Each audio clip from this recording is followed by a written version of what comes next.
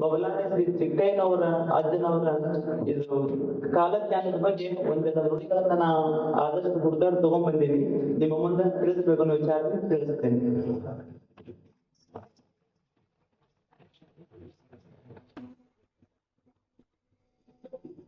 ಬಬಲಾದಿಯವರ ಕಾಲಜ್ಞಾನದ ಮೊದಲನೇ ಪುಟದೊಳಗೆ ಬರ್ದಾಗ ಇದ್ದೀವು ಅನ್ನಬೇಡಿರುವ ಮಕ್ಕಳಿರ ಅನ್ನುವಂತ ಒಂದು ಕಾಲಜ್ಞಾನದ ಪುಟವನ್ನು ಹೇಳ್ಯಾರ. ಅದ್ರ ವಿಚಾರಗಳು ಏನದಾವ ಅಂತ ಹೇಳಿ ನಾ ಬರೀ ನುಡಿಗಳನ್ನ ಹೇಳ್ತೀನಿ, ಅರ್ಥ ಮಾಡ್ಕೊಳ್ಳಿ. ಸಾಧ್ಯ ಅರ್ಥ ಮಾಡ್ಕೊಳ್ಳಿ. ಅರ್ಥ ಮಾಡೋದು ನಾನು ವಿಚಾರ ಮಾಡ್ತೀನಿ. ಇದ್ದೀವು ಅನ್ನಬೇಡುವ ಮಕ್ಕಳಿರ ಭೂಮಿ ಎದ್ದೆದ್ದು ಬಡದಿದ್ದು ಮಕ್ಕಳಿರ 10 ಕಾಗಿಗಳು ಹರ್ಕೊಂಡು ತಿನ್ನುವಂತ ದಿನಮಾನ ಬರ್ತಾವ ಮಕ್ಕಳಿರ ಅಂತ ಹೇಳ್ಯಾರ. ಹಾಗ ಎದ್ದೆತ್ತ ಹೋದಿರುವ ಮಕ್ಕಳಿರ ಸುತ್ತ ಗಟ್ಟಿತ್ತು ಹಾವಳಿಯ ಮಕ್ಕಳಿರ ನೆತ್ತರ ಕಾವಲಿಗೆ ಹರಿವಾಗ ಭೂಮಿಗೆ ಸುತ್ತಾಗಿ ಬಿದ್ದಿರುವ ಮಕ್ಕಳಿರ ಅಂತ ಹೇಳ್ಯಾರ. ಯಾವಲ್ಲಿ ಹೋದಿರುವ ಮಕ್ಕಳಿರ ಅಲ್ಲಿ ಹಾವಳಿ ಬರ್ತದ ಮಕ್ಕಳಿರ ಸಾವಿನ ಕಾವದ ಹಾದಿಗೆ ಹೋದರು ಸಾವಿಂದು ತಪ್ಪದ ಮಕ್ಕಳಿರ ಅಂತ ಕಾಲದಲ್ಲಿ 3ನೇ ನುಡಿಯೊಳಗೆ ಹೇಳ್ತಾರ. ತಮ್ಮ 4ನೇ ರೊಕ್ಕ ಗಳಿಸಿರೋ ಮಕ್ಕಳಿರ ದಿಕ್ಕು ಪಾಲಾದಿರೋ ಮಕ್ಕಳಿರ ರೊಕ್ಕದ ಕೊಡಗಳ ಎದ್ದೆಕ್ಕೆ ಕೊಡುವಾಗ ಬಿಕ್ಕಿ ಅಡ್ಡಿರೋ ಮಕ್ಕಳಿರ ಅಂತ 4ನೇ ನುಡಿಯೊಳಗೆ ಹೇಳ್ತಾರ.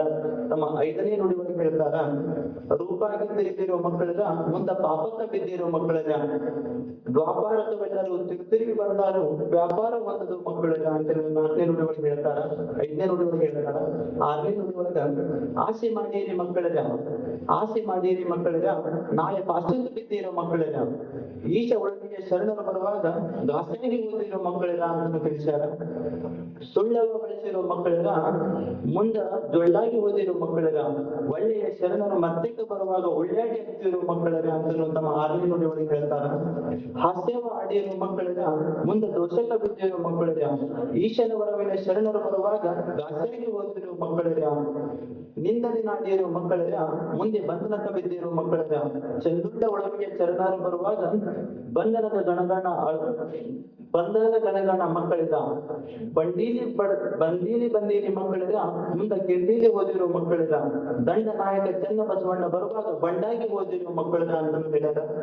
11 ವಚನದ ಮಕ್ಕಳಿರ ಆಗ ಚಂದ್ರ ಬರ್ತಾನ ಮಕ್ಕಳಿರ ದಂಡಿ ಬಬಲಾದಿ ಧಾರವಾಡ ಚಿಕ್ಕನ ನೋಡಿ ಸುಳ್ಳಂದಿಲ್ಲೋ ಮಕ್ಕಳಿರ ಅಂತೇಳಿ ಧಾರವಾಡದ ಕಾಲಜ್ಞಾನದೊಳಗ ಸದಾಶಿವ ಮುಂದೆಯರ ಬರೆದಂತ ಕಾಲಜ್ಞಾನದ ಇದು ಒಂದು ಮೊದಲನೇ ಪುಟದ ವಿಚಾರಗಳು. ಇದ್ದೀವು ಅನ್ನಬೇಡ ಮಕ್ಕಳಿರ ಭೂಮಿ ಎದ್ದೆದ್ದು ಪಡೆದಿತ್ತು ಮಕ್ಕಳಿರ ನಿಮ್ಮ ಗೊತ್ತೇ ಇದೆ. ಇದ್ದೀವಂತ ಅನ್ಲಾಕ್ ಹೋಗ್ಬಾರ್ದು. ಯಾವಾಗ ಯಾವ ಸಂದರ್ಭದಾಗ ಯಾವ ವ್ಯಕ್ತಿ ಯಾವಾಗ ಕೈ ಬಿಟ್ಟು ಹೋಗ್ತಾನ ಅನ್ನೋ ಗೊತ್ತಾಗುದಿಲ್ಲ. ಹಂಗ 10 ಕಾಗಿಗಳು ಹರ್ಕೊಂಡು ತಿನ್ನುವಂತ ದಿನಮಾನ ಬರ್ತಾವ ಮಕ್ಕಳಿರ ಅಂತ ಹೇಳಿದ್ರು. ಕೊರೋನಾ ಸಮಯದಾಗ ಅಂತ್ಯ ಸಂಸ್ಕಾರ ಮಾಡಕ್ ಯಾರು ಇಲ್ಲದಂತ ಪರಿಸ್ಥಿತಿ ಬಂದಿತ್ತು.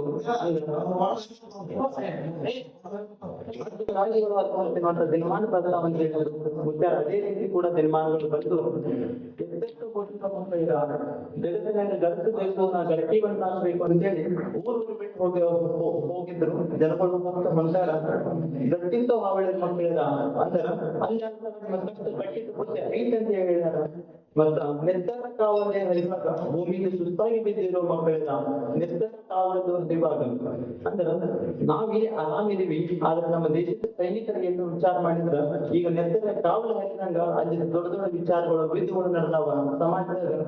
ಆ ರೀತಿ ನಡೆದದ ಅವ್ರ ವಿಚಾರ ನೋಡಿದ್ರ ಸುಸ್ತಾಗಿ ಬೀಳುವಂತ ವಿಚಾರಗಳೇ ಅದಾವ. ಯಾವಲ್ಲಿ ಓದಿರೋ ಮಕ್ಕಳಿರ ಅಲ್ಲಿ ಹಾವಳಿ ಬರ್ತದ ಮಕ್ಕಳಿರ ಅಂತ ಹೇಳ್ಯಾರ. ಮತ್ತೆ ನೀವ್ ಎಲ್ಲಿ ಓದಿದ್ರೆ ಕಷ್ಟ ತಪ್ಪಿಲ್ಲ ಅಲ್ಲ. ನೀವ್ ಎಲ್ಲಿ ಇರ್ತೀರಿ ಯಾವ ಸ್ಥಾನದಾಗ ಇರ್ತೀರಿ ನೀವು ಕಾಯಕ ಮಾಡಿದಿರ್ಬೇಕು. ನೀವು ಕಾಯಕದೊಳಗನೆ ಇರ್ಬೇಕು. ಹಂಗ ಉದ್ಧಾರ ಆಗ್ತಾರ ನಮ್ಮ ವಿಚಾರಗಳು ಹೇಳ್ತಿರ್ತಾರ. ನಾ ಹೇಳ್ತೀನಿ ಊರ್ ಬಿಟ್ಟು ಹೋದ್ರೆ ವಿಚಾರ ಆಗುದಿಲ್ಲ. ಒಳ್ಳೆ ವಿಚಾರದ ಬೆಳೆದ್ರೆ ಬದಲಾವಣೆ ಆಗ್ತೇವೆ. ರೊಕ್ಕ ಗಳಿಸಿರೋ ಮಕ್ಕಳಿರ ನಮ್ಮ ಇವತ್ತು ಸಾಕಷ್ಟು ದುಡ್ಡು ಅದ ಅಂತ ವಿಚಾರ ನೀವು ಮಾಡ್ಲತ್ತಿದ್ರೆ ದಿಕ್ಕು ಪಾಲಾದಿರೋ ಮಕ್ಕಳಿರ ಅಂತ ಹೇಳ್ಯಾರ. ರೊಕ್ಕ ಗಳಿಸಿ ಅಂದ್ರ ಈ ಒಂದು ರೊಕ್ಕ ನಿಮ್ಮ ಅಂತಿನ ಇರ್ತದ. ಆ ರೊಕ್ಕದಲ್ಲಿ ನೀವು ನಾಳೆ ದಿಕ್ಕು ಪಾಲಾಗ್ತೀರಿ ಅನ್ನುವಂತ ವಿಚಾರ ಹೇಳ್ಯಾರ. ರೊಕ್ಕ ಕೊಡೋದ ಎತ್ತಿ ಕೊಡುವಾಗ ಬಿಕ್ಕಿ ಹಚ್ಚಿರೋ ಮಕ್ಕಳಿರ ಈಗಿನ ಸಮಾಜದಾಗ ಹಣ್ಣು ತಪ್ಪಲು ಕೂಡಿ ಎಲ್ಲಾನು ರೀತಿ ಗಳಿಸಿರ್ತಾರ. ಆದ್ರೆ ಬೇರೆ ಸಮಯಕ್ಕೆ ಬಿಕ್ಕಿ ಹೇಳುವಂತ ವಿಚಾರಗಳು ಬರ್ತಾವ. ಹಂಗ ವಿಚಾರಗಳು ಬದಲಿಗೆ ತಿಳಿಸ್ಯಾರ. ರೂಪಾಯಿ ತಿರುಗಿರೋ ಮಕ್ಕಳಿಗ ಮುಂದ ಪಾಪಕ್ಕೆ ಬಿದ್ದಿರೋ ಮಕ್ಕಳಿಗ ಇವಾಗ ಖುಷಿದಿಂದ ನೀವು ಏನ್ ಮಾಡ್ತೀರಿ, ಸರಿಯಾದ ಸಮಯಕ್ಕೆ ಕೆಲಸ ಮಾಡ್ಬೇಕು. ಇದು ಓದ್ಬೇಕಾದ ಮಕ್ಕಳುಗಳು ಓದುದಿಲ್ಲ, ಸರಿಯಾಗಿ ಲಕ್ಷ ಕೊಡುದಿಲ್ಲ ನೀವು. ಆಮೇಲೆ ಮುಂದೆ ಏನ್ ಮಾಡ್ತೀರಿ, ಆ ಮಕ್ಕಳು ಏನೋ ಒಂದು ತಪ್ಪು ಮಾಡಿದ ಬಳಿಕ ಅವಾಗ ನಾ ಹೇಳ್ತೀನಿ, ನಿಮ್ಮ ಮಕ್ಕಳ ಸರಿಯಾದ ಸಂಸ್ಕಾರ ಹೊಂದಾರೆ ಅಂತ ನೀವು ಸರಿಯಾಗಿ ವಿಚಾರ ಮಾಡಿದ್ರ ನಾಳೆ ಅವರು ಮಾಡುವಂತ ತಪ್ಪುಗಳಾದಂಗೆ ನಡೆದಿರ್ತದೆ. ನಾಳೆ ತಪ್ಪು ಮಾಡಿದ ಬಳಿಕ ನೀವು ತಪ್ಪು ಮಾಡಿದ ಬಳಿಕ ಏನೂ ಮಾಡಕ್ಕಾಗುದಿಲ್ಲ. ತಪ್ಪು ಮಾಡುವುದರಿಂದ ಮೊದಲಿನ ಮನೆಯ ಸಂಸ್ಕಾರ ವಿಚಾರಗಳು ತಿಳಿಸಿದ್ರೆ ಎಲ್ಲಾ ಬದಲಾವಣೆ ಆಗ್ತದೆ ಅಂತ ಹೇಳ್ತೇನೆ. ಆಸೆ ಮಾಡಿದ ಮಕ್ಕಳಿಗ ನಾಳೆ ಪಾಠ ಎಷ್ಟು ಆಸೆ ಅನ್ನೋದು ಅದಂದ್ರಪ್ಪ ಮನುಷ್ಯನೊಳಗ ಎಷ್ಟು ಗಳಿಸಿದ್ರು ಸಾಕಾಗುವ ವಿಚಾರ ಏನು ಆಶೆ. ನಾನು ಹೇಳ್ತೀನಿ, ಭಗವಂತ ಎಲ್ಲರಿಗೂ ಸರಿಯಾಗಿ ಕೊಟ್ಟಿರ್ತಾನ. ಆದ್ರ ನೀವು ಇನ್ನಷ್ಟು ಹೆಚ್ಚಿನ ಆಸೆ ಮಾಡಿ ನಿಮ್ಮ ಶಾಂತಿ ನಮಗೆ ಕಳ್ಕೊಳ್ತೀರ ಅಂತ ವಿಚಾರ ಮಾಡ್ತೀನಿ. ಭಗವಂತ ಸರಿಯಾದ ಸಮಯಕ್ಕೆ ಏನನ್ನ ಕೊಡ್ಬೇಕು ಅವ್ರ ಕೊಡ್ತಾರ. ಕೊಡುತ್ತಂತ ತಾಳು ವಿಚಾರಗಳಿಗೆ ತಾಳ್ಮೆಯಿಂದ ಭಗವಂತನ ಕೊಡ್ತಾನ. ಸದಾ ಕಾಲ ಯಾರಿಗೂ ಏನನ್ನೂ ಕೆಟ್ಟದಂತ ಬಯಸ್ತಾರಲ್ಲ, ನಿಮ್ಮ ಕಾಯ್ದೆಗಳನ್ನು ನೀವು ಹೇಳ್ತಿದ್ರ ಭಗವಂತ ಕೊಡ್ತಾನ ಅಂತ ಹೇಳ್ತೇನೆ. ಈಗ ಉಳ್ವಿಗೆ ಶರಣರು ಬರುವಾಗ ಜಾಸ್ತಿಯಾಗಿ ಓದಿರೋ ಮಕ್ಕಳಿಗ ಅಂದ್ರ ಈಗಿನ ಶರಣರಿಗೆ ಗುರು ಹಿರಿಯರಿಗೆ ಗೌರವ ಕೊಡೋದು ಬಹಳ ಕಡಿಮೆ ಆಗ್ಲತ್ತದ. ಅದ್ರಲ್ಲಿ ಯುವಕರಲ್ಲಿ ಏನಾಗ್ತೈತಿ, ಹಾಗೂ ಮನೆಯ ಸಂಸ್ಕಾರಗಳು ತಂದೆ ತಾಯಿಗಳು ಸರಿಯಾಗಿ ಸಂಸ್ಕಾರ ಕಲಿಸಲಿಲ್ಲ ಅಂದ್ರ ಮಕ್ಕಳು ಹಾದಿ ಬಿಡ್ತಾರ. ಮತ್ತು ಮುಂದಿನ ದೊಡ್ಡವರೇ ಆಗ ಮೊದಲನೇ ವಿಚಾರ ಹೇಗಿತ್ತಪ್ಪ ಅಂದ್ರ ಎಲ್ಲಾರು ಮರ್ಯಾದೆ ಕೊಡ್ತಿದ್ರು, ಗೌರವ ಕೊಡ್ತಿದ್ರು. ಇವಾಗಿನ ಮಕ್ಕಳು ಏನ್ ಮಾಡ್ತಾರಪ್ಪ ಅಂದ್ರ ನಿನಗೇನು ಗೊತ್ತದಪ್ಪ, ನಿನಗೇನು ತಿಳಿದ, ನಿನಗೇನು ಗೊತ್ತದ ಎಲ್ಲರೂ ನಿಂತು ಮಾತಾಡ್ತಿರ್ತಾರ. ಹೇಳಿದ ಯುವಕರ, ನೀವು ಅವರ ಮುಂದೆ ಬೆಳೆದವರು, ಅವರ ಅನುಭವ ತಿಳಿದವರಲ್ಲ. ನೀವು ಅವ್ರ ಮುಂದೆ ಬೆಳೆದವರಿದ್ದೀರಿ, ಅವ್ರ ಅನುಭವ ತಿಳಿದವರಲ್ಲ. ಅವ್ರ ಅನುಭವಕ್ಕಿಂತ ಯಾವುದೂ ದೊಡ್ಡದಲ್ಲ. ಅದಕ್ಕಾಗಿ ಎಲ್ಲಾ ಯುವಕರು ನಿಮ್ಮ ತಂದೆ ತಾಯಿಗಳಿಗೆ ಹಾಗೂ ನಿಮ್ಮ ಮನೆಯೊಳಗಿರುವಂತಹ ಅಜ್ಜಿ ಗುರು ಹಿರಿಯರಿಗೆ ಗೌರವ ಕೊಡುವಂತ ನಿಮ್ಮ ನಾಯಕರಿಗೆ ಯಾವುದೇ ದುಷ್ಟಗಳಿಗೆ ಬಲಿ ಆಗಲಾರ್ದಂಗ ನಿಮ್ಮನ್ನ ನೀವು ಕಾಯ್ಕೊಂಡು ಸರಿಯಾದ ಹಾದಿಗಳಿಗೆ ಹೋದ್ರೆ ನಿಮ್ಮ ಜೀವನ ಸರಳ ಆಗ್ತದೆ ಅಂತ ಹೇಳ್ತೇನೆ. ಇಲ್ಲಿಗೆ ಸದಾಶಿವ ವಿಚಾರ ಕಾಲಜ್ಞಾನದ ಮೊದಲೇ ಕೊಡುವ ವಿಚಾರಗಳನ್ನು ನಾವು ಮುಗಿಸ್ತೇನೆ ಅಂತ ಹೇಳಿ ನಾನು ಒಂದೆರಡು ಮಾತುಗಳನ್ನು ಮುಗಿಸ್ತೇನೆ.